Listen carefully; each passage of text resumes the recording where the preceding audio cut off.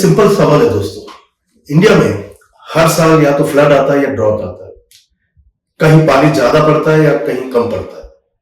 इसकी प्रॉब्लम क्या है, इसकी वजह क्या है? क्या नेचर है या गवर्नेंस है या सिस्टम है? अगर आपका सवाल का जवाब है अनकंफर्टेबल है, तो आज हम उसी बात में बेड टॉक शो में बात करेंगे आगे भी उसमें। तो आज जो हम बात करने वाले हैं इंडिया के क्लाइमेट चेंज की और अल नाइनो की। दोस्तों, अल नाइनो पैसिफिक ओशन में होता है। जब पैसिफिक ओशन बहुत गर्म हो जाता है तो उसकी वजह से जो है ऐसी हवा वेदर पैटर्न शिफ्ट हो जाए, जिसको अल नाइनो कहते हैं, और उससे इंडिया का मानसून जो है डिस्टर्ब होता है। और जब यही अल नाइनो एक्सट्रीम हो जाए, जैसा कि इस साल हमें देखा जा रहा है, 150 साल बाद एक ऐसा अल नाइनो आ रहा है जो बहुत स्ट्रांग है, उसको बोला जाता है सुपर अल नाइनो। और इसका जो इफेक्ट पड़ेगा हमारे ऊपर, इंडिया क्योंकि मानसून सबसे ज्यादा इंडिया मानसून के ऊपर ही केंद्रित देश है, और उसका जो मानसून पे जो इफेक्ट करेगा, इस साल जो सब लोग प्रिडिक्ट कर रहे हैं कि एक बारिश कम होगी, हीट वेव ज्यादा होगी, जो भी ऑलरेडी हमको दिख रहा है, और वाटर का जो क्राइसिस है गारंटेड होगा। इसका मतलब ये एक ऐसा इवेंट है जिसकी वजह से इंडिया की पॉलिटिकल इकोनॉमी पूरी तरह से जो है ध्वस्त होने वाली है। बहुत ही मुश्किल दौर आने वाला है इंडिया में। तो अभी हम थ्योरी छोड़ते हैं और कुछ प्रैक्टिकल रियलिटीज को हम लोग एनालाइज करते हैं। 2019 का एग्जांपल्स है दोस्तों चेन्नई का। चेन्नई जो कि डेवलप सिटी है, एक मेट्रो सिटी है, एक आईटी हब है, एक कोस्टल सिटी है, लेकिन तब भी वहां पे क्या हुआ था 2019 में, जो वहां की जो 4 मेजर रिजर्वायर्स हैं ड्राई हो चुकी थी। करोड़ों लोगों को पानी के लिए तरसना पड़ा था। पूरी तरह से टैंकर माफिया हावी हो चुका था सिटी में, जो पैसा देके लोगों को पानी सप्लाई कर रहा था। और कई जगह तो ऐसा हो गया था कि एक एक आदमी को दिन में सिर्फ 30 लीटर पानी मिलता था, जिसमें उसको पानी पीना है, नहाना है, सब उसी में करना पड़ता। बहुत ही मुश्किल दौर से गुजरा था वहां पे चेन्नई।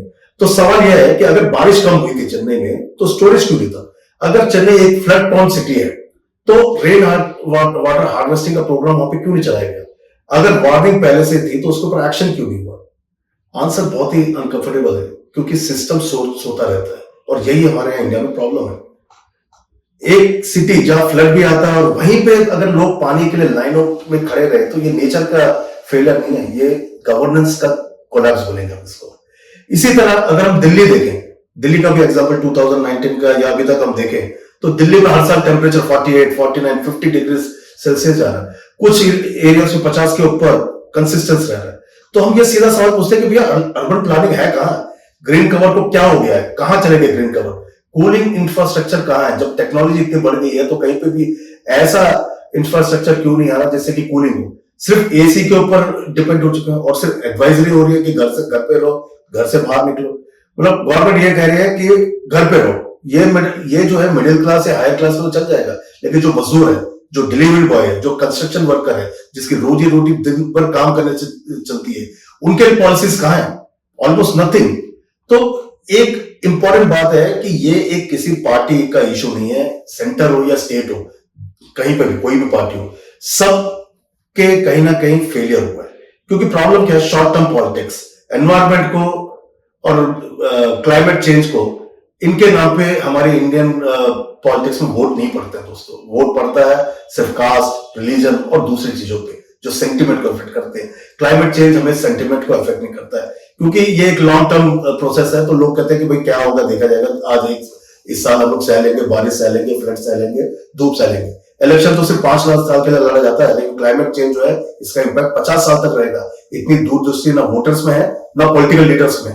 तो इसलिए ये कभी भी इश्यू बना नहीं। हम वोट सिर्फ उस बेस पे देते हैं कि जहां पे हमको सिर्फ सेंटिमेंट रेफरेंस, साइंस के बेस पे या रैशनल बेसिस पे हम लोग वोट नहीं करते हैं, तो हमको इस बारे में बात नहीं करनी चाहिए। अब सिस्टम का जो फेलियर होता है, देखिए कैसा होता है। लेक्स जो होती है सिटी की, उनको हमने रियल एस्टेट्स को दे दिया है। जो पेड़ होते थे रोडों पे, उसको हमने हाईवेज को दे दिया है। और ग्राउंड वाटर तो इतना यूज किया है कि अब नीचे कुछ बचा ही नहीं है। और फिर हम बोलते हैं कि पानी कहां गया? उसका ओवर यूज हो चुका है। तो भैया हमने खुद ही अपने इकोसिस्टम को इतना बिगाड़ दिया है कि अब उसको कंप्लेंट करने का भी हमको हक नहीं है। अब कुछ जवाब है जो हमें चाहिए। क्या सिटीज, हमारी इंडियन सिटीज, कोई भी मेट्रो, दिल्ली हो, हैदराबाद हो, चेन्नई हो, क्या क्लाइमेट चेंज के लिए रेडी है? मैं कहता हूं पूरी तरह से नहीं, बिल्कुल रेडी नहीं है। कोई भी सिटी रेडी नहीं है। क्या वाटर सिस्टम यहाँ पे सस्टेनेबल है हमारे किसी भी शहर में? नहीं है। वाटर सिस्टम का कोई सिस्टम ही नहीं है यहाँ पे। रेन वास्ते है नहीं, पानी बारिश के भरोसे हम लोग बैठे हुए हैं। किसी की अकाउंटेबिलिटी फिक्स है, किसी की भी नहीं है। आज इंडिया में एक सर्वे के मुताबिक हर साल सिर्फ दिल्ली और नॉर्थ इंडिया में हीट वेव से 1.5 से 2 लाख लोग मर रहे हैं, लेकिन उसका कहीं पे भी रिकॉर्ड नहीं है, कोई उसकी अकाउंटेबिलिटी लेने को रेडी नहीं है, कोई भी रेडी नहीं है। तो ये कहां होगा, इसकी डिबेट चलती रहेगी। तो अगर ऐसे ही चलता रहा तो फ्यूचर जो है इंडियन सिटीज का, जो मेट्रो सिटीज हम लोग बोल रहे हैं, स्मार्ट सिटीज बोल रहे हैं, उनका बहुत ही बुरा हाल होने वाला है। सबकी हालत चेन्नई जैसी डे जीरो जैसी हो जाएगी, जहां पे पानी नहीं होगा। दिल्ली जैसी हीट वेव, जहां पे 50 डिग्री सेल्सियस का टेम्परेचर, वो एक नॉर्मल हो जाएगा। वाटर राइट्स होगी, ये फ्यूचर है, वाटर राइट्स होगी। क्लाइमेट माइग्रेशन होगा, जो पॉलिटिकल इशू बनेगा। क्लाइमेट माइग्रेशन क्यों होगा? जब इतनी गर्मी होगी, यहाँ पे काम नहीं कर पाएंगे, फिर से लोग जो रिवर्स माइग्रेशन करेंगे, गांव में जाएंगे, क्योंकि शहरों में हालत बहुत बुरी होने वाली है। और सबसे डेंजरस चीज होगी, जो इनइक्वालिटी बढ़ेगी, वो बहुत बढ़ेगी। रिच मेंबर, जो अमीर लोग हैं, जो अपर मिडिल क्लास है, वो तो एडजस्ट कर लेगा, उनके पास एसी है, अच्छा रहेगा। जो गरीब आदमी है, जो बस्तियों में रहता है, जो झुग्गी झोपड़े में रहता है, वो कैसे रहेगा? वो इतना सफर करेगा, वो गर्मी सह नहीं पाएगा, बहुत ही उनके लिए काम करना मुश्किल होगा। तो ये इनइक्वालिटी बहुत बढ़ेगी। तो अब फाइनल इसमें हम लोग क्या कर सकते हैं? क्लाइमेट चेंज को कंट्रोल करना मुश्किल है, ये सब जानते हैं, क्योंकि ये एक ग्लोबल फिनोमेना है। तो इसको हम लोग खुद उसको सॉल्व नहीं कर सकते, कि गवर्नेंस को इंप्रूव करना हमारे हाथ में, और वो पॉसिबल भी है। इसके लिए लेकिन चाहिए कि हमको एक पॉलिटिकल विल, एक ऐसा एक विजन चाहिए, पॉलिटिकल विल, जो अगले 50 साल के लिए इंडिया में पोल्यूशन, वेदर, ये क्लाइमेट चेंज को एड्रेस कर सके। पब्लिक का प्रेशर, पब्लिक को भी जो है अपना एक वोट जो हम लोग देते हैं, तो सिर्फ कास्ट, रिलीजन या 10,000 रुपए के लिए या 5,000 रुपए के लिए ना देखें, अपने फ्यूचर के लिए, अपने बच्चों के फ्यूचर के लिए देख के वोट देना चाहिए, कि हम किस हालत में रह रहे हैं, किस हालत में जी रहे हैं। और एक रियल अकाउंटेबिलिटी, गवर्नेंस को अपनी अकाउंटेबिलिटी लेनी पड़ेगी। विदाउट अकाउंटेबिलिटी काम नहीं होगा। नहीं तो इंडिया में स्मार्ट सिटीज नहीं बनेंगे, इंडिया में सिर्फ सर्वाइवल सिटी बनेगी, जहां पे लोग सिर्फ सर्वाइव कर पाएंगे, जी नहीं पाएंगे।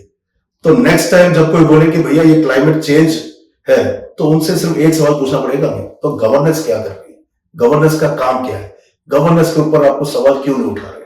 तो दोस्तों, अपना दिमाग को आप ओपन रखिए, सोचिए इस बारे में। अगर आपको भी लगता है कि क्लाइमेट चेंज जो हो रहा है उसका इंपैक्ट आपकी डेली लाइफ में पड़ रहा है, तो बेब टॉक शो के इस आज के प्रोग्राम में अपना कमेंट्स लिखिए। इसके ऊपर आपको अगर कोई अपने ओपिनियन देने, तो आप कमेंट्स में आप दे सकते हैं। हम सिर्फ पॉलिटिकल व्यूज ही नहीं, हम एक सोशल व्यूज भी हम देना चाहते हैं अपने चैनल के द्वारा।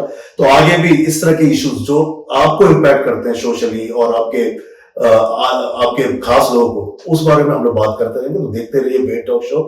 मैं हूं आरके व्यूज। आज के लिए साइन ऑफ।